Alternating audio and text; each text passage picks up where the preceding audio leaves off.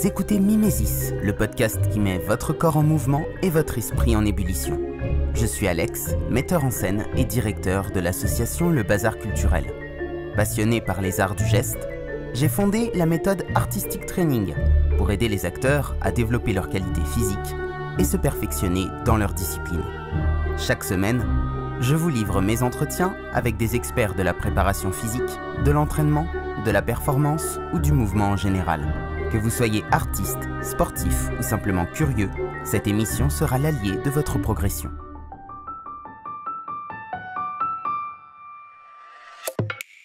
Bonjour et bienvenue dans ce nouvel épisode de Mimesis. C'est comme toujours un plaisir de vous retrouver. Ce matin, je suis en compagnie de Maïlan Ripoche. Maïlan est danse-thérapeute, coach et conférencière.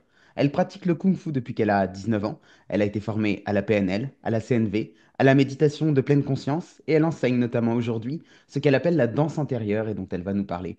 Bonjour Maïlan. Coucou Alex, merci pour l'invitation. Merci à toi d'avoir accepté. Je suis vraiment, comme je te le disais en off, très honoré d'échanger avec toi aujourd'hui, puisque voilà, j'ai découvert ton parcours complètement par hasard, via YouTube notamment, et je me suis rendu compte en creusant sur ton site internet qu'on avait pas mal de points communs, dont on va parler tout à l'heure.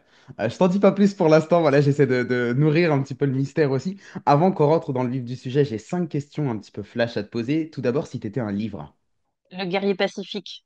Et ben voilà, on y est. Alors, figure-toi, ok, je le dis tout de suite, comme ça c'est fait. Figure-toi que je suis en train de l'adapter en pièce de théâtre. C'est Voilà, vrai? gros projet, ouais. Waouh! Ah bah faut que je vienne le voir. Tu es la Eh ben voix. écoute, t'es la bienvenue. Gros projet pour l'année 2025. Ça fait un petit moment que j'adore ces livres. Voilà, on en reparlera après, mais ouais. Ok. Donc ouais, si t'étais un livre, Le Guerrier Pacifique, c'est très bien. Si t'étais un film, Tigre et dragon, ok. Je connais pas celui-là, donc je peux pas rebondir, mais. film d'arts martiaux. Hmm, ok. Si t'étais une époque, Ah oui, celle-là. En tout cas, je veux dire ce sur quoi je suis branchée en ce moment par rapport aux séries que je regarde. Alors, du coup, je ne sais pas quelle époque c'était, mais c'est vraiment l'époque des impératrices et des empereurs chinois. Donc, je ne sais pas trop au niveau des siècles et tout quelle époque ça représente, mais voilà. En tout cas, c'est ouais. ça qui me parle en ce moment. Si t'étais une devise, Be water, my friend. ok. Si t'étais une créature légendaire. Un dragon. Cool. Ok. Bon, Mylan, c'est quoi ton parcours? Comment est-ce que t'en es venu à éveiller ta conscience, si je puis dire? Comment est-ce que t'en es venu à qui tu es aujourd'hui? On va le dire plus simplement. Ah ouais, là, c'est la première question, ça. Donc, Ça, c'est la on première peut faire tout le question. podcast dessus, hein. Non, ça, c'est la première question. C'est la Après, il y en a première. d'autres. Ah ouais, donc, ok, d'accord. Parce qu'en fait, il y a plein de manières de l'aborder. Donc, répète-moi la question.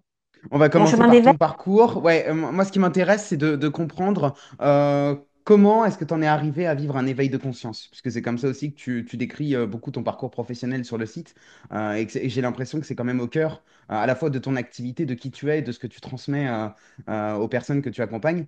Donc, comment est-ce qu'il est arrivé cet éveil de conscience? Ouais, ok. Euh, alors, juste petite précision par rapport aux arts martiaux, je ne fais plus de kung-fu depuis plusieurs années, hein. Là, j'ai Ok, repris le tai chi, mais le kung-fu, je n'en fais plus puisque j'y ai laissé un genou entre-temps. Alors, mon parcours ouais, mon chemin d'éveil, en tout cas mon chemin de conscience plutôt, euh, moi, je dirais depuis toujours, en tout cas, je me pose vraiment des questions sur le sens de la vie, sur comment on fait pour être véritablement heureux. Parce que, bah, comme beaucoup de gens qui empruntent ce chemin-là, ben, j'ai pas eu un début de vie facile. Et donc, du coup, très vite, en tout cas, moi, personnellement, je me suis vraiment posé la question du sens de la vie, jusqu'au point où, bah, dans mon adolescence, vraiment, j'imagine aussi comme beaucoup de gens. À un moment, je me suis vraiment posé la question de à quoi bon? Parce que franchement, si la vie c'est ça, je vois pas trop l'intérêt. Je préfère revenir d'où je viens. Et, et en fait, dans ces périodes de grand désespoir, il y a toujours une petite voix qui me disait, la vie c'est bien plus que ce que tu vois. C'est bien plus que ça. Et en gros, accroche-toi, un jour tu auras la réponse. Et en fait, autour de moi, j'avais personne qui avait ces réponses-là. Enfin, j'ai même jamais posé la question, mais parce que je savais que personne n'aurait la réponse pour moi. Donc j'ai un peu cheminé toute seule, galéré, disons-le, avec mes questions métaphysiques et existentielles. Et puis, bah, comme on dit, quand l'élève est prêt, le maître apparaît. Et donc, bah, justement, à mes 19 ans, j'ai commencé le kung-fu de Shaolin. Et il se trouve que à la fin d'un cours, donc en début d'année, mon prof vient me voir. Je ne saurais toujours pas pourquoi moi. J'ai dû dire quelque chose, faire quelque chose. En tout cas, voilà, c'est à moi qu'il a prêté. Il est venu avec un livre et il me dit, tiens, moi, c'est le livre qui a changé ma vie quand j'avais 19 ans. Lis-le, tu me diras ce que tu en penses. Et ce livre, c'était Le guerrier pacifique de Dan Millman. Et en fait, ce livre, ça a été le premier réveil, on va dire, au réveil plutôt, sur ce chemin de conscience, parce qu'en fait, il est venu répondre à toutes les questions un peu existentielles que je me posais sur le sens de la vie depuis toujours. Et il venait confirmer ce que je pressentais, mais dont j'avais jamais eu les confirmations et les réponses par l'extérieur. Oui, il y répondait en fait. Et en fait, il m'a surtout permis de répondre à la fameuse question de comment on fait pour être heureux, vraiment heureux. Et je me suis rendu compte et j'ai réalisé à travers ce livre, qui était la plus grande, enfin, une grande révélation pour moi, que le bonheur ne dépendait pas des conditions extérieures, mais c'était surtout un état d'esprit, une manière de regarder la vie. Et pour moi, ça a tout changé. Et donc, du coup, c'est pour ça que j'ai voulu ensuite devenir moi-même une guerrière pacifique. Justement, même si aujourd'hui, je change un peu de vocabulaire, mais il y avait vraiment le côté guerrière en moi. Et les arts martiaux, c'est pas pour rien aussi. Le côté, je vais me battre, mais justement, sur ce chemin, sur cette quête vraiment de vérité, pour pouvoir être véritablement heureuse, indépendamment de ce qui m'arrive.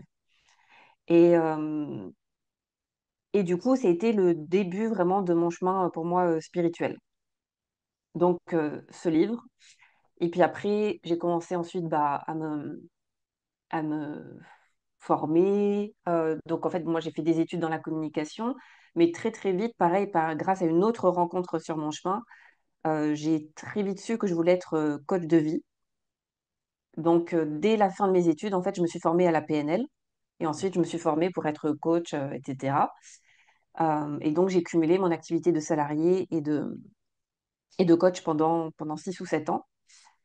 Et j'ai continué, là, à partir de là, à faire des thérapies, enfin, à me faire accompagner, parce que pour moi, c'est hyper important d'incarner ce qu'on enseigne et d'enseigner ce qu'on incarne, parce que dit Dan Millman, d'ailleurs, dans Le Guerrier Pacifique, et de balayer devant ma porte avant de vouloir accompagner les autres. Parce que c'est bien mignon de vouloir accompagner les autres, mais c'est bien déjà d'avoir fait un peu le chemin soi-même.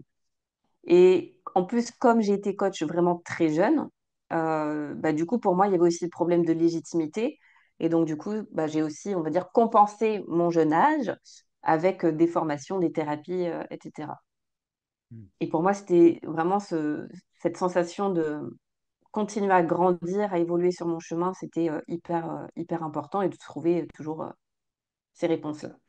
Et puis, donc, j'ai fait énormément de travail sur moi, enfin, beaucoup, beaucoup de thérapie, beaucoup de formation, etc. Et puis, en 2017, d'ailleurs, c'est très drôle parce que je la raconte dans une conférence que j'ai donnée qui est sur ma chaîne YouTube qui s'appelle Se choisir. Je raconte un peu l'expérience. Et donc, en début d'année, donc sur mon petit carnet de mes intentions, donc mes bonnes résolutions de 2017, je marque sur mon carnet, cette année, j'aurai atteint l'éveil. Oui, j'ai vu cette conférence et je trouve ça hyper mignon comme façon de faire, quoi. Ouais, c'est vraiment le truc. C'est En décidé, mode quoi. to-do list, en mode to-do list. Cette année, tac, allez, ça c'est fait. Et donc, je fais cette fameuse retraite qui suit, que je vais refaire là d'ailleurs pour le nouvel an. Euh, et là, c'est un truc, c'est que donc le but de cette retraite, en fait, c'est vraiment de se poser la question d'être. Donc on est en diade, donc on est deux par deux, et donc en binôme, on doit poser la question à son partenaire, dis-moi qui tu es. Et il doit répondre pendant X temps, ça c'est chronométré, puis quand la cloche sonne, bah, la personne ensuite me pose la question, je dois répondre, etc. Et ça pendant 5 jours. Donc ça te fait littéralement cramer le mental, c'est le but. Et ça permet en fait de dépouiller finalement, parce qu'en fait pendant tout ce temps, en fait la réponse que tu donnes, c'est en fait ce que tu n'es pas. À chaque fois que tu dis un truc, tu dis, mais en fait, non, mais c'est pas ça, mais c'est pas ça, mais c'est pas ça, mais c'est pas ça. Donc, en fait, pour moi, c'est vraiment du dépouillement personnel plus que du développement personnel. Et pour moi, l'éveil, c'est ça. C'est vraiment du dépouillement personnel, le dépouillement de l'ego, en fait, pour trouver vraiment notre véritable nature. Et du coup, ben voilà, je fais comme je peux, je galère comme tout le monde. Et à un moment, je sens que j'ai quelque chose autour du regard de l'autre, que moi, ma problématique, c'est ma peur du regard de l'autre, ma peur du jugement de l'autre. Et en fait, je me rends compte que en creusant, en tirant le fil, parce que le but, c'est quand tu dis quelque chose, en fait, tu tires le fil de cette croyance-là, tu fais comme si cette croyance était ta réalité, comme si c'était comme un, deux, trois, comme si cette croyance était 100% vraie et prenait tout l'espace dans ta réalité et tu plonges dedans. Et en fait, quand j'ai plongé dans cette croyance que j'avais peur du regard des autres, je me suis rendu compte qu'en fait, c'était pas tout à fait ça, que j'avais pas vraiment peur du regard des autres, que derrière ça, c'est qu'en fait, j'avais envie d'être regardée avec amour. Hmm. Et c'était tout à fait la même chose parce que ce que j'ai oublié de préciser avant d'arriver à cette prise de conscience, c'est que juste avant, on avait fait une méditation et j'avais vraiment senti énormément d'amour en moi et vraiment, je me sentais comme un distributeur automatique d'amour. J'étais là, mais et là, je réponds à ce moment-là en diade, mais je suis amour.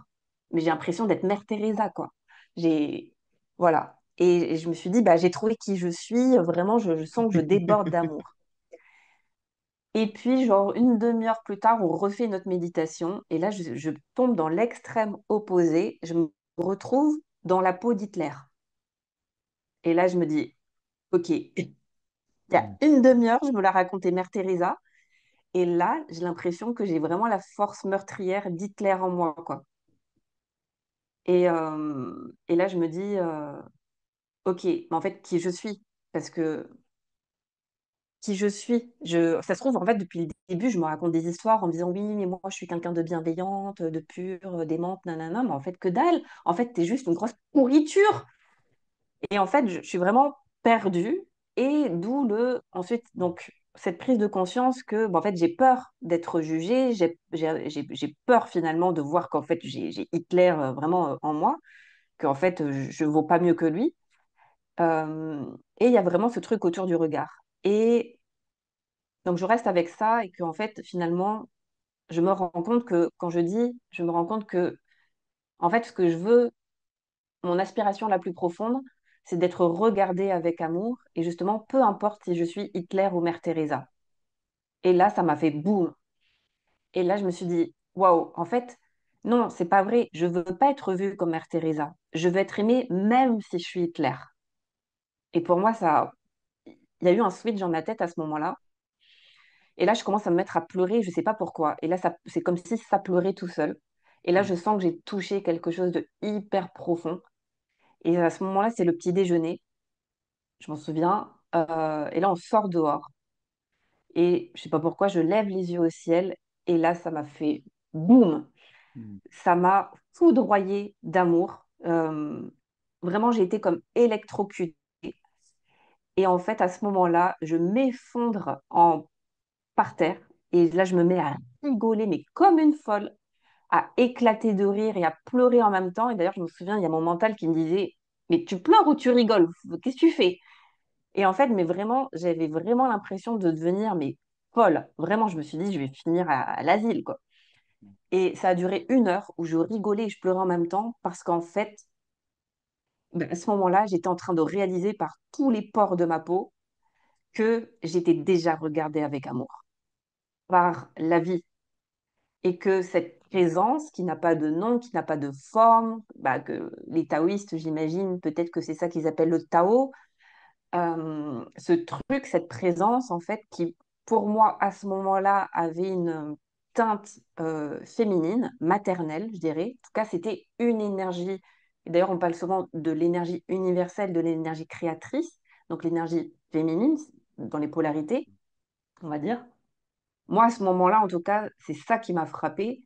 Et j'ai vraiment senti que cette présence, en fait, bah, ne me demandait rien, ne me demandait pas d'être Mère Teresa, ne me demandait pas d'être une bonne personne, que j'aurais pas un bon point, une bonne image à la fin en disant t'as été gentil, tu iras au paradis. Mais que dalle, que tout ça, en fait, c'était des concepts humains, de la dualiste. Et en fait, c'est comme si, en un claquement de doigts, en fait, mais bon, il y a cette sensation de, j'ai enfin compris la vie. Je sais Ouais. pas, il y a un truc de, et en fait, c'est ce truc-là qui m'a fait pleurer et rigoler en même temps. C'est comme si, en fait, je cherchais mes lunettes depuis toute ma vie et qu'en fait, elles étaient sur mon nez. Et en fait, c'est vraiment ce truc. Mais en fait, j'ai compris tous les sages qui disaient, mais un éveil, c'est comme un.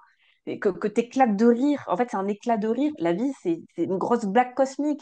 Et en fait, je l'ai entendu, lu, tout ce que tu veux. Mais là, je l'ai vraiment réalisé que la vie est une grosse blague. Et qu'en fait, c'était un énorme terrain de jeu, qu'on avait oublié qu'on était là pour jouer. Et qu'en fait, on était rentré dans nos rôles bien et dans nos personnages hyper sérieux. Et d'ailleurs, je me souviens que quand je suis revenue en diade, parce qu'on est les uns à côté des autres, tu vois, on était une vingtaine comme ça, en deux rangées, et je me souviens que là, je regardais tout le monde, et je nous voyais tous comme des enfants hyper sérieux à se poser la question de mais qui je suis Qui suis-je? exactement, et qu'en fait, on avait oublié qu'on avait pris un rôle en arrivant, en fait. Et en fait, j'éclatais de rire, mais je rigolais, mais comme une folle toute seule, et je pouvais pas dire pourquoi. Enfin, si, enfin, non, tu vois, parce qu'il fallait respecter le cadre de la diade.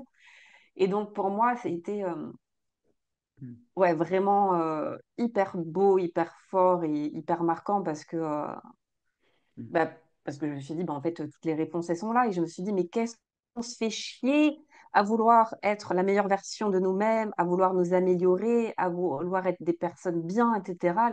Alors, je dis pas, je suis pas en train de prôner l'inverse, mais je dis qu'en fait, ce que nous cherchons tous, fondamentalement, c'est ressentir cet amour. Et et qu'en fait, si vraiment on prenait tous conscience de ça, mais on se foutrait tellement la paix. Et que, bah oui, et on se foutrait la paix dans notre pleine humanité. Et je me suis aussi rendu compte du grand paradoxe de la vie, et c'est dont parle aussi Dan Millman dans Le Guerrier Pacifique.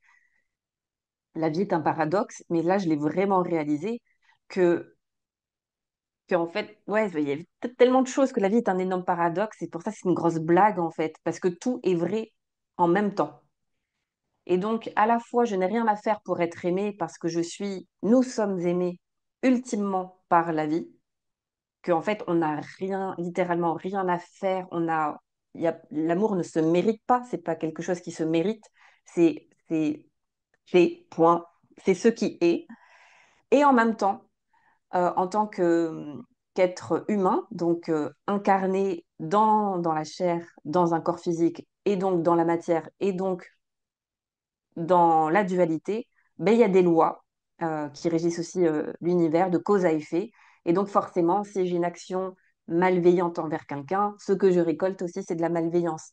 Et donc, c'est ce grand paradoxe en fait qui me fait dire qu'en fait, il y a rien à comprendre. En fait, le sens de la vie dépasse l'entendement. Et d'ailleurs, la vie n'a aucun sens. Ça n'a aucun sens. Donc voilà, bon, je pourrais en parler des heures, mais c'était pour Non, mais répondre en tout cas. c'est génial, c'est hyper profond ce que tu partages et puis en même temps ça fait une super introduction.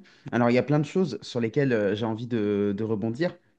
La première, c'est sur la notion de conscience. Ce mot de conscience, il a un double sens. Il y a le fait de faire les choses en conscience, mais il y a aussi le fait de faire des choses qui ne vont pas aller contre notre conscience. Et je me suis rendu compte au fur et à mesure du temps, et je voudrais avoir ton opinion là-dessus, bah, que très souvent, quand on faisait pas les choses dans le sens de notre conscience, quand on faisait des actes qui vont contre notre conscience, et bah du coup, on évite aussi de faire les choses en conscience parce que du coup, il y a bah en fait, on n'a pas envie de se regarder dans le miroir et d'être cette personne qu'on n'a pas envie d'être. Tu vois ce que je veux dire? Est-ce que tu me rejoins là-dessus? Est-ce que ça fait écho ou pas? Euh, Je sais pas. Alors, en fait, moi, en fait, quand tu emploies le mot conscience, là, moi, j'entends morale, bien Ah mal. ouais. Ok, ok. Hmm. à travers le fil de nos valeurs, par exemple. En fait, j'ai l'impression que tu parles de ça. Ouais, ouais, ouais. Et du coup, bah, c'est pour ça, conscience, il y a plein, en tout cas en français, il y a plein de significations. Donc, bah, pour moi, en fait, la conscience, là, telle que tu l'évoques, moi, je l'entends vraiment, la conscience au sens moral du terme. Donc, il y a le bien, il y a le mal. Et puis, il y a la conscience qui est, pour moi, synonyme de présence, de la conscience avec un grand C, qui est la présence et qui est, du coup, cet espace d'accueil inconditionnel. Donc, je ne sais pas du tout si je réponds à la question, mais Non, mais c'est intéressant, je veux bien que tu développes un petit peu, hein. oh, ouais, bah, pour moi, faire les choses en conscience, ça veut dire faire les choses en étant présent, en réalisant, en étant présent à ce que l'on fait, à ce que l'on dit, à nos actes et à leurs conséquences. En tout cas, être conscient, c'est être présent. Pour moi, ça rejoint la notion de présence et qui est dans un espace, pour moi, non dual. La présence est. C'est ce que j'ai, enfin, en tout cas, moi, ce que je partageais juste avant, c'est la présence qui accueille tout. Donc, qui voit, qui accueille tout, qui ne juge pas. Et Mm. après, il y a ce qu'on appelle notre conscience, qui pour moi, là, est plus de l'ordre du monde relatif, et donc qui va découper les choses en c'est bien et c'est mal. Et donc, la question, c'est est-ce qu'il y a des personnes qui C'est, est-ce qu'il y a un lien choisissent entre de... les deux? Ouais, c'était plus, est-ce qu'il y a un lien parce que moi, tu vois, j'en suis presque à me dire que si, enfin, c'est parce qu'on a du mal à se poser, nous, la question justement de notre conscience et du pourquoi on fait les choses, déjà de quelles sont nos valeurs, etc., que du coup, on a tendance à être moins en conscience. Enfin, je fais un peu ce parallèle entre les deux. Alors, à la fois, c'est moins vrai et en même temps, c'est très vrai parce qu'il y a beaucoup de personnes qui sont dans cette introspection, mais on pourra en reparler après du développement personnel. Mais au final, c'est pas que c'est une fausse introspection, mais c'est que du coup, on se cherche, et puis ça dure indéfiniment sans que jamais on se trouve. Et puis, des personnes qui sont vraiment dans cet état de conscience dont tu parlais tout à l'heure. Qui est assez simple en fait, malgré tout. Finalement, il y en a assez peu. Tu vois? Et donc je me dis, est-ce qu'il n'y a pas un lien entre notre conscience, entre la manière dont on perçoit nos valeurs, etc., et le fait d'être en conscience, d'être présent? Peut-être. J'arriverai pas à développer plus que ça. Ouais, non, mais ok. Tout à l'heure, tu parlais du fait d'être regardé et enfin voilà de ce double niveau de lecture.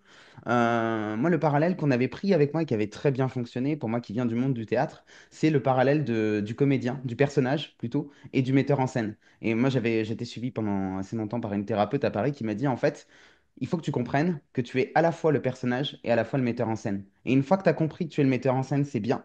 Mais tu dois pas oublier que tu dois redevenir le personnage à certains moments de ta vie. Et que, certes, tu es le tout et tu es cette vie qui regarde, mais en même temps, tu dois accepter que, ok, à un moment, tu redeviens le personnage. Et c'est ok de redevenir le personnage. Et en fait, j'ai l'impression que ce qui fonctionne, en tout cas, ça a fonctionné pour moi, hein, c'est d'accepter aussi cette ambivalence et cette ambiguïté-là, de se dire que, ok, certes, j'ai compris peut-être certaines choses, et encore que, faut le mettre avec plein d'humilité, parce qu'il y a aussi plein de choses que j'ai pas compris mais aussi de dire, d'accepter à un moment de redevenir juste pleinement humain et de faire l'expérience d'un pleinement humain qui vit avec les emmerdes du quotidien, avec les problèmes de boulot, les problèmes relationnels, les problèmes de ce que tu veux, familiaux, de machin, et de juste accepter de jouer sur les deux tableaux, entre guillemets, et que c'est ça aussi qui nous équilibre et qui nous permet de peut-être atteindre un éveil, entre guillemets, si on peut parler d'éveil, en tout cas une forme de conscience qui est plus pleine qu'une personne qui chercherait à être tout le temps parfaite. Est-ce que ça te Bah, parle? oui, oui, bah, moi je te rejoins totalement. En tout cas, c'est là où j'en suis aujourd'hui. La preuve, c'est que bah, depuis cette expérience dont je parle, je suis bien revenue dans le personnage. Et en fait, des fois, et d'ailleurs, c'est pour ça que je refais la retraite là pour Nouvel An, parce que je suis frustrée. J'aimerais aller un peu plus loin dans ce que j'ai touché, en tout cas parce que certaines personnes parlent de basculement total euh, dans, dans les degrés d'éveil, on va dire. Et je sais que moi, là, ce que j'ai vécu, c'était un premier degré. Enfin, un premier ou je sais pas combien, mais en tout cas, c'était pas ce qu'on appelle un basculement total, puisque je suis revenue pleinement dans mon personnage et que là, ce que je raconte, bah, c'est un doux souvenir. Mhm. mais qui est moins vivant aujourd'hui dans ma manière d'être au quotidien. Et pour moi, et puis j'écoute beaucoup aussi d'enseignements, en tout cas de personnes dites éveillées. Après, je sais pas, j'écoute juste ce qu'elles disent. Mais en tout cas, sauf une amie que j'ai où elle, j'ai l'impression qu'elle est vraiment libérée du personnage, où il lui reste plus grand-chose comme attache. Sinon, tous les autres, en fait, il y a eu cette expérience de l'arrière-plan, donc de l'absolu, donc c'est un peu scotché au plafond. Je suis le grand tout, j'accueille l'équanimité, tu vois, dans le bouddhisme, il parle aussi de l'équanimité, il n'y a plus rien qui me touche. Électroencéphalogramme plat. Donc, tu vois. Et puis, à un moment, j'ai l'impression que, eh ben, qu'en fait, on est à nouveau après attiré par la densité de la matière et de la limite, et que on est aussi invité à jouer aussi pleinement le personnage. Sauf que quand on a eu cet éveil-là, en tout cas cette réalisation, d'un côté, on peut plus être 100% dans le personnage parce qu'il y a quand même, même si on oublie, une petite partie de nous en arrière-plan qui sait qu'en fait on est en train de jouer. Et moi aujourd'hui, je vais juste parler de moi parce que c'est plus facile pour moi.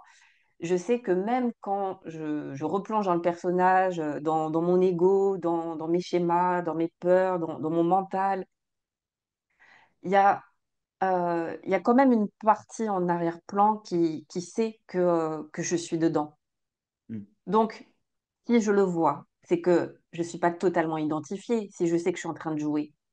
Et donc, pour moi, ce que tu décris, c'est un peu ces allers-retours entre le personnage et le metteur en scène. Et en fait, c'est OK qu'on est le metteur en scène, c'est OK de jouer pleinement le personnage. Et en même temps, une fois qu'on a vu et surtout qu'on a réalisé qu'on était aussi le metteur en scène, on peut pas vraiment l'oublier en fait. C'est toujours un peu en arrière-plan. Donc il y a juste des plus ou moins longues périodes où on est un peu plus identifié au personnage, mais il y a une part de nous qui savons que on n'est pas que ça. Ouais, mais c'est Et ça pour qui est moi, c'est OK intéressant. du coup de jouer ouais, pleinement le Ouais. jeu du personnage, quoi. Et de s'amuser à faire des allers-retours. Et j'ai même envie de te dire, de se trouver aussi des moments pour soi, pour redevenir le metteur en scène, quoi. Des moments qu'on pourrait appeler de la méditation, de la danse intérieure dont on va parler juste après, potentiellement, mais d'avoir des moments comme ça qui sont des moments de reconnexion pour se souvenir qu'en fait, on n'est pas juste un personnage. Après, là, ça, où ça peut être intéressant, je pense, c'est aussi vis-à-vis des autres. Tu vois, quand tu vois quelqu'un en face de toi qui est à fond dans la colère, à fond dans une émotion qui est très vive, comme ça, et c'est de se rappeler, en fait, de se dire, waouh, la vache, mais celui-là, il joue vachement bien son personnage. Il est à fond dedans, là, on y croit, il est à fond dans sa colère, il vit le truc à fond, et ça permet de dédramatiser aussi de, waouh, ok, là, j'ai joué un rôle, il a joué un rôle, et c'est bon. Ouh. C'était que ça, en fait. Mais bon, bref, on pourrait en parler longuement. Je voudrais quand même qu'on parle un petit peu de la danse intérieure. Après, on reviendra peut-être sur ces questions hein, là de développement personnel, de spiritualité, etc. C'est quoi la danse intérieure? Comment est-ce que c'est arrivé dans ton parcours? Et est-ce que tu peux nous la présenter rapidement? Alors dans intérieur, ouais, moi c'est le nom que j'ai donné surtout aux ateliers que j'anime, aux stages que j'anime. Mais moi, je suis formée à la danse de lettres, donc je vais rendre à César ce qui appartient à César. Donc de lettres L apostrophe, hein, E-T-R-E. Euh, donc de Fabienne Courmont. Et comment c'est arrivé de manière très très drôle, comme beaucoup de choses dans ma vie, et de manière totalement inattendue. Ben, je disais qu'en fait, j'avais fait beaucoup beaucoup de choses sur mon chemin de développement personnel et spirituel. Et donc, j'étais à ma énième formation là, c'était pour développer mes capacités subtiles et me relier aux esprits de la nature et notamment, et aussi à bah, la source, en fait.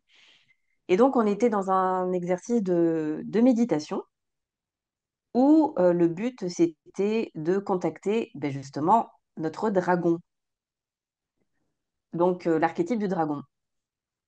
Et donc, donc, François nous met en méditation. Voilà, il nous demande de nous connecter, d'appeler l'énergie de notre dragon qui est unique à chacun. Donc bah, voilà, et moi à l'époque, donc mon nom sur les réseaux sociaux, c'était les guerriers pacifiques.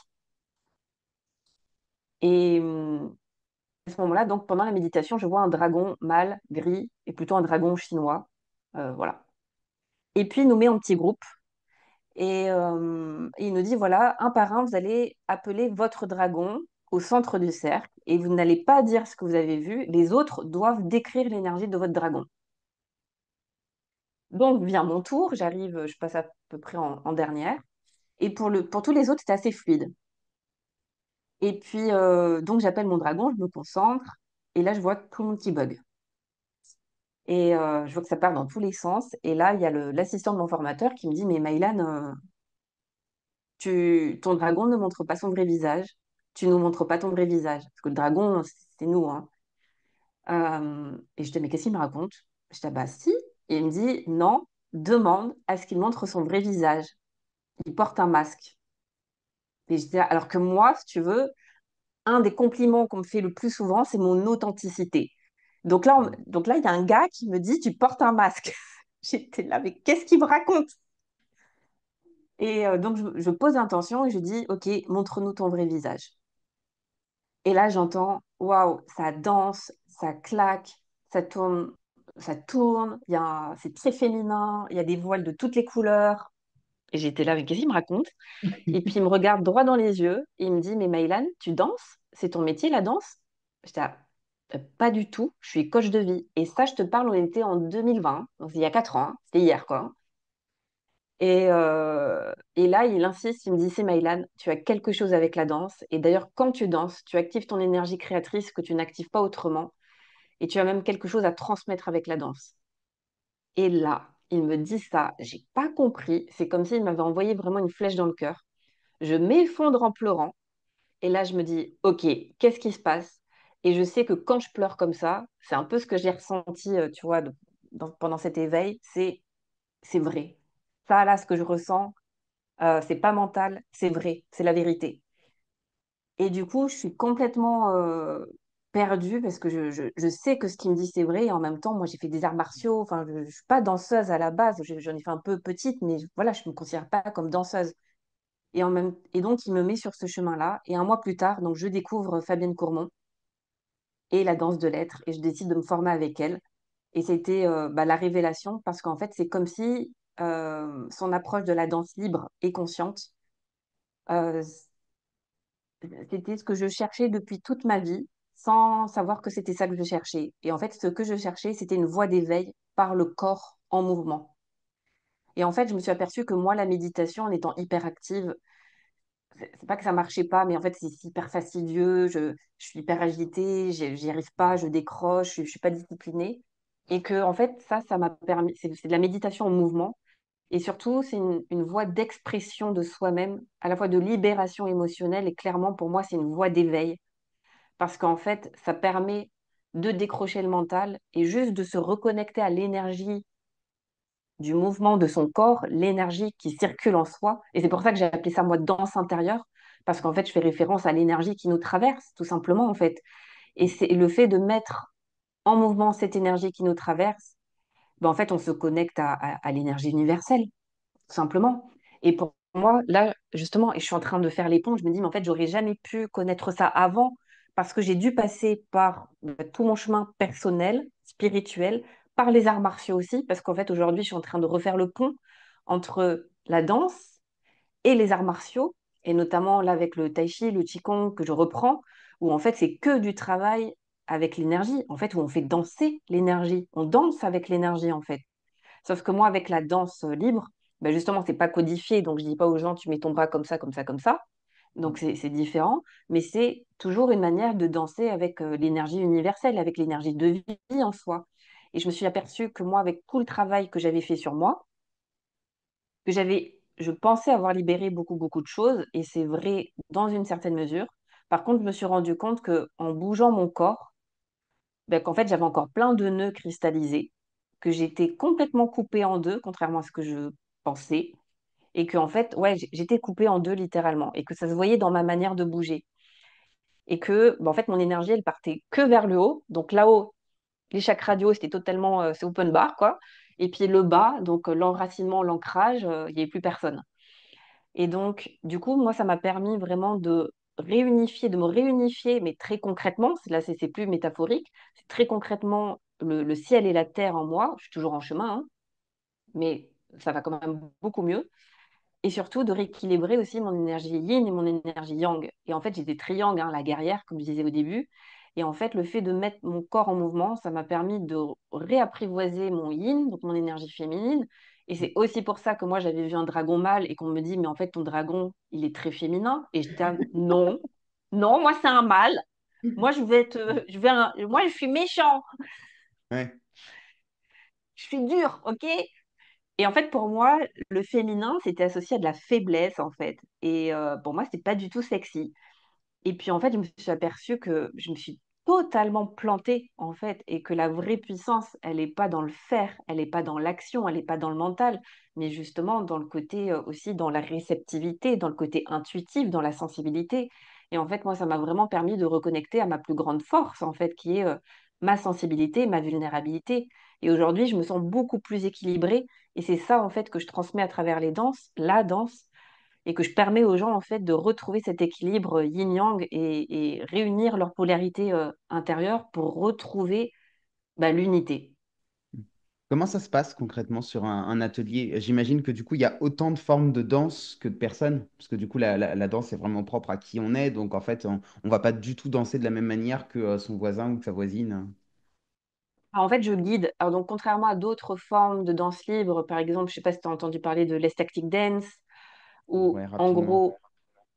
en gros, tu vois, en fait, on te met une playlist et puis tu te défoules pendant 1 heure, 2 heures, 3 heures. Voilà. Donc, oui, c'est pour moi, c'est des danses de bien-être où tu peux aussi lâcher le mental, etc. Mais moi, je propose, c'est un vrai chemin intérieur. C'est-à-dire que selon les séances, je vais guider l'énergie. Donc, en fait, avec la danse de l'être, on va utiliser 7 grands principes universels et dont le premier, c'est tout est énergie. Et du coup, l'énergie suit l'intention. Donc déjà, pour moi, ça change tout par rapport à d'autres formes de danse libre. C'est qu'il y a une intention très précise en début de séance euh, pour diriger l'énergie. Donc moi, en fonction du thème que je vais aborder, je vais guider non pas le mouvement du corps en leur disant vous faites ça avec vos pieds et vos mains, mais je vais leur dire de se connecter par exemple au hara, donc le centre de l'énergie vitale dans le ventre, de se connecter à là et de faire partir le mouvement depuis leur centre. Et ensuite, de laisser monter l'énergie ou de la faire descendre selon ce que je veux leur faire toucher comme énergie. Et à partir de là, je vais guider plutôt un voyage intérieur. Et ensuite, eux, ils vont l'exprimer à leur manière. Ok, ouais, donc en fait, le mouvement, finalement, n'est que la finalité de tout un processus qui est en cours avant, en amont. Tu démarres pas Oui, du mouvement, en fait. C'est ouais, le mouvement, c'est une résultante du reste. Ok. Mm. exactement. En fait, c'est le principe même taoïste et c'est pour ça que je fais le pont avec Ouais. tout mon propre chemin. Mais c'est que tout part du vide. Donc d'abord, depuis l'immobilité, le mouvement part de l'immobilité, du silence. Ouais, intéressant. J'allais justement te poser la question sur les polarités, parce que tout à l'heure, quand on a parlé, effectivement, je me suis dit tout de suite, ah ouais, c'est marrant, parce que la guerrière, le côté masculin, et puis d'un coup, tu te retrouves avec un dragon qui est très féminin. Est-ce que là, le fait de revenir aussi à des formes d'arts martiaux, notamment, est-ce que ça te permet aussi d'aller rechercher aussi des choses dans cette polarité masculine, pas de réagencer les deux, mais en tout cas de retrouver peut-être quelque chose que tu as, là, du coup, tu as, peut-être un peu plus mis de côté sur les dernières années. Est-ce que tu le vois aussi comme ça ou pas? Alors, je l'ai jamais mis de côté, mon yang, en fait. Il est toujours très présent, mais par contre, il s'est apaisé, il s'est équilibré. C'est vraiment les vases communicants, tu vois. Et donc, pour moi, il s'est apaisé, et c'est ça aussi que j'aime faire vivre aussi dans mes stages, c'est vraiment ressentir ce que c'est qu'un masculin qui est sain. Et pour moi, aujourd'hui, il y a beaucoup de choses autour du féminin sacré et tout, et moi, franchement, ça me gonfle de parler que de féminin sacré. Voilà, ça me gonfle. En tout cas, je ne me reconnais pas, et que pour moi, on ne peut pas parler de féminin sans parler de masculin, et pour moi, c'est l'harmonie née de l'équilibre entre les deux. Et donc, c'est pour ça que moi, j'adore jouer et danser avec les deux. Et pour moi, le fait de ressentir physiquement dans le corps, c'est quoi l'énergie masculine? Et donc, c'est cet alignement, cette droiture intérieure, la clarté de la vision, l'ancrage, la stabilité, ce socle dans lequel le féminin peut s'exprimer. Mais s'il n'y a pas de structure, le féminin ne se peut pas se sentir en sécurité. L'énergie féminine ne peut pas se sentir en sécurité. Et donc, pour moi, en fait, comme j'avais la vision erronée que le féminin c'était faible, du coup, je me suis construite que sur l'énergie yang et finalement de protection. Donc j'étais tout le temps sur la défensive ou en protection ou en attaque, ben, comme dans les voilà, attaque, défense. Et en fait, j'ai compris qu'en fait, non, pour moi, le masculin qui est sain, qui est apaisé, il est ni dans l'attaque ni la défense. Il est dans son alignement, dans sa droiture intérieure, dans sa stabilité. Et j'ai vraiment, tu vois, cette image il est dans son centre, en fait. Et donc, il n'y a pas besoin d'aller vers l'avant ou vers l'arrière. C'est à partir du moment où tu es aligné, que tu es bien vertical, ton être est vertical, bah, du coup, pour moi, ça m'a apporté. Bien sûr que je suis pas arrivée et que des fois j'ai des petites montées de yang dans ma manière d'être au quotidien, mais pas équilibrée, je veux dire. Mais, euh, mais oui, ça m'a apporté beaucoup plus de droiture intérieure, d'alignement en fait. Aujourd'hui, avec le recul, est-ce que tu as des clés pour distinguer l'intuition de l'ego? Et si oui, est-ce que tu pourrais en partager quelques-unes pour les personnes qui nous écoutent?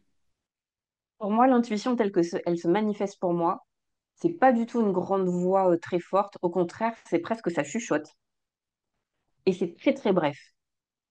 Donc c'est pas de grands discours. Alors que l'ego, donc enfin, moi je dirais plutôt l'intuition versus mental. Ouais. Mais bon, oui, l'ego, c'est le mental, hein. Mais je dirais qu'en tout cas, le mental va beaucoup élaborer, argumenter. Et puis, c'est une voix qui est forte. Ça parle, blablabla. Bla. Alors que pour moi, l'intuition, c'est très subtil et c'est vraiment une fraction de seconde, quoi. Donc, tu chopes pas le truc, tu l'as perdu. Et donc, en tout cas pour moi, après, je sais, il y en a, ils voient des mots, des images, tout ce que tu veux. Moi, c'est très. Plus que des mots, c'est une impression. C'est un truc de. Et puis c'est vraiment très très doux. C'est tout petit, c'était pas comme ça. Et c'était très subtil et c'est très. Et je dirais que c'est une voix ou une impression qui est en arrière-plan. Je dirais que le mental, c'est vraiment ce qu'on entend le plus fort. Alors qu'il y en a qui vont te dire, mais moi, ça crie dans ma tête. Donc, voilà, donc je te dis juste moi comment ça fonctionne. Moi, ça crie pas mon intuition. Moi, c'est plutôt très. Enfin, ça crie quand je suis en danger ou quoi. Mais sinon, c'est plutôt très très subtil et c'est un truc presque imperceptible en arrière-plan. Et c'est toujours, pour moi, l'intuition, pour moi, c'est la voix du cœur. Et la voix du cœur, pareil, souvent, c'est pas des longues phrases, c'est pas des longs discours, c'est un mot, une petite phrase. Et c'est toujours, c'est impartial. Il n'y a pas de jugement. Donc, si, en tout cas, ce qu'on entend, c'est un jugement, lui, c'est un gros con, tu vois, des choses comme ça, c'est pas le cœur. C'est pas le cœur qui parle. Ouais, c'est intéressant. J'avoue que ça se manifeste aussi comme ça chez moi et cette idée de petite voix, je la trouve vraiment très juste. Tu vois, moi, du coup, j'ai l'image d'un groupe de personnes où tu en as plusieurs qui sont, t'en as plusieurs qui parlent très fort et puis t'as la personne au fond qui dit juste non, mais on devrait faire ça. Et c'est un peu ça, quoi, dans ce que je traduis Exactement. de ce que tu dis. Et c'est trop ça. Alors, j'ai vu aussi sur ta chaîne YouTube que tu as beaucoup de second degré vis-à-vis des routines de développement perso. D'ailleurs, petite parenthèse au passage, tu as des super talents d'actrice que tu devrais développer. On parlait en off de continuer des choses sur ta chaîne YouTube. Voilà, c'est une petite piste que je te donne.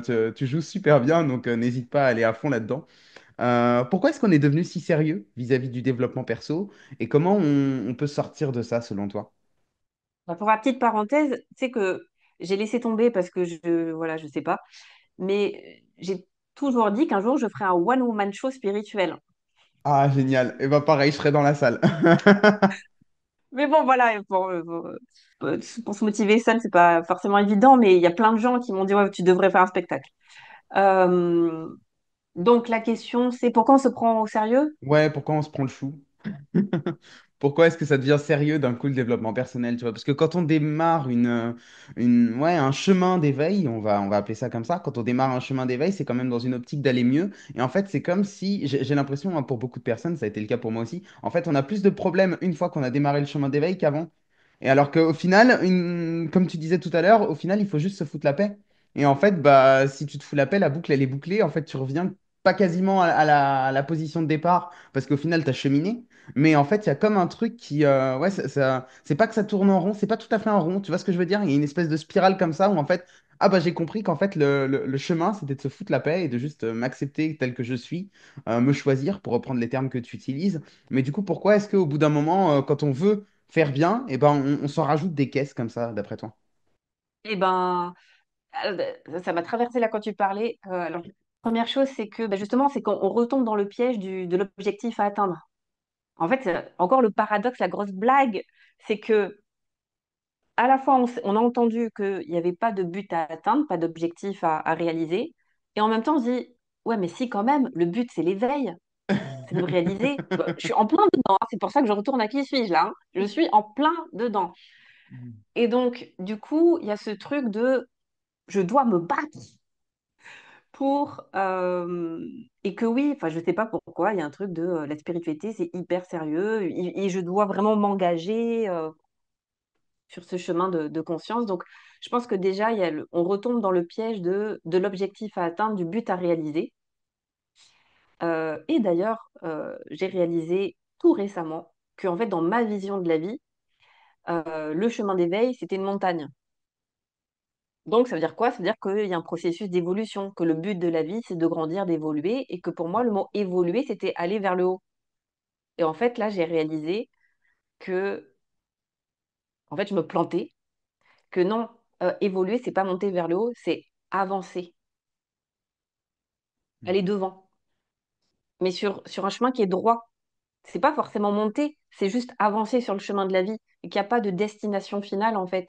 Le but de la vie, c'est de vivre la vie. Il n'y a pas de but, il y a pas un sommet à atteindre. De toute façon, si on atteint le sommet, à un moment, il faut redescendre, hein. Donc, et d'ailleurs, c'est ce qu'on disait juste avant, c'est qu'une fois que tu as réalisé que nous étions l'espace infini, cet amour inconditionnel, bah après, il faut redescendre dans la matière, hein, Ouais. avec les gueux là, du village. C'est ça. Donc pour moi, il y a ça. Et puis, l'autre piège dans lequel on retombe, eh ben, c'est l'histoire du bien et du mal. Et donc, combien les égos spirituels, en fait, qu'il y a dans ce milieu-là, et que pareil, enfin, franchement, enfin, je veux dire, dans ce milieu-là, on se prend mais grave au sérieux, quoi. Et pour moi, justement, les personnes qui se prennent au sérieux, pour moi, c'est totalement paradoxal avec le chemin avec l'éveil, la réalisation, qui est, comme moi, ce que j'ai vécu, qui est un grand éclat de rire, où tu te dis, mais c'est la vie, c'est une grosse blague cosmique, en fait. Alors, je dis pas que je rigole tous les jours, je me prends moi-même très, très au sérieux, mais du coup, voilà, ça me saoule d'oublier qu'en fait, tout ça, c'est pas sérieux. Et donc, on se reprend au sérieux et on retombe dans le piège aussi ce qu'il faut faire et ce qu'il ne faut pas faire. Qu'est-ce qui est spirituel et qu'est-ce qui n'est pas spirituel? Et on retombe dans le piège. Et je suis retombée dans le piège en disant, et notamment, tu vois, par rapport à la période Covid, là, franchement, c'est un bon test, hein, de savoir, de voir aussi notre degré d'ouverture et de tolérance par rapport aux opinions qui étaient différentes des nôtres. Et je me suis dit, là, tu as un bon cas pratique. Et, euh, et je me suis rendu compte que c'était pas du tout facile, en fait. Voilà, en tout cas, ce serait ma réponse. Est-ce que tu peux nous partager une leçon que tu as apprise récemment, quelque chose que tu as compris de la vie, de la société, des humains en général? Alors déjà, celle que je viens de te partager, que pour moi, évoluer, c'est pas forcément euh, gravir une montagne. En tout cas, c'est pas atteindre le sommet d'une montagne, mais c'est avancer tout simplement sur le chemin de la vie, que se pose aussi toutes les questions de mission de vie, tout ça, tout ça. Est-ce que ça serait un autre sujet, mais en tout cas, pour moi, ça remet en question tout ça, l'histoire de le chemin de vie, d'avoir une destinée, d'avoir voilà, ça. En tout cas, que pour moi, là où j'en suis, je réalise que le but de la vie, c'est juste de vivre la vie, point barre, qu'il n'y a pas de destination. Et j'ai eu pas mal de leçons cette année. Euh, que pareil, que la vie ne se maîtrise pas, ne se contrôle pas. Et donc, qu'on a beau faire ces petits plans pour avoir notre vie idéale, Mm. et ben, en fait, pareil, c'est un grand paradoxe. Bien sûr que, comme on dit, l'énergie suit l'intention. Donc, que dans une certaine mesure, on peut avoir, nos actions ont des effets. Et puis sur un plan plus vaste, bah moi, en tout cas, j'en ai fait l'expérience de cette année, c'est que je ne maîtrise absolument rien. Et dès que j'ai l'impression de maîtriser un peu ma vie, la vie me met un gros coup de pied dans tout ce que je pensais être acquis, solide, et on me dit, ah bon, t'es sûr? Tiens! Et c'est pas pour dire que la vie, elle est sadique, mais c'est juste pour me dire que moi, personnellement, Maïlan, ne maîtrise rien, ne contrôle rien. Et donc, euh, en fait, on ne peut pas planifier notre vie. On n'en sait rien, en fait, de ce qui va se passer, même de nos envies, de nos besoins, de nos aspirations. Et donc, du coup, je suis en train d'apprendre le fameux lâcher prise, qui est tout simplement de faire confiance à la vie et de dire en fait le fameux je ne sais pas. Pareil, dont les sages parlent beaucoup, mais en fait, je suis en train vraiment de le réaliser, le je ne sais pas. En fait, je connais rien de la vie et je ne sais pas ce qui est bon pour moi en fait. Et la preuve, c'est que je pensais, donc moi j'ai pris une direction et, et ben, typiquement, tu vois ce qui s'est passé avec la danse. Moi, j'étais très heureuse en tant que conférencière, en tant que coach de vie. Moi, ça allait très bien, hein. Et puis la vie, elle m'a dit, bah non, c'est pas tout à fait ça. Et j'ai pris un gros virage. Et au niveau personnel, c'est pareil. Tu as l'impression que tout est bien, bien comme il faut, dans des petites cases. Et puis on me dit, retour à la case départ. Donc, ouais, c'est ce que j'ai appris. C'est pas forcément les leçons les plus agréables, parce que pour moi aussi, c'était l'éveil, c'est une totale perte de repère. De savoir qu'en fait, parce que en fait, c'est flippant de se dire, en fait, la vie n'a pas de sens. Moi qui aime comprendre, réaliser que la vie n'a pas de sens, n'a pas de but à atteindre, et moi qui suis objectif, tac, tac, tac, tac. Donc c'est hyper déstabilisant et me dire, je ne contrôle rien alors que je suis vierge. Tu peux pas dire à une vierge qu'elle contrôle rien.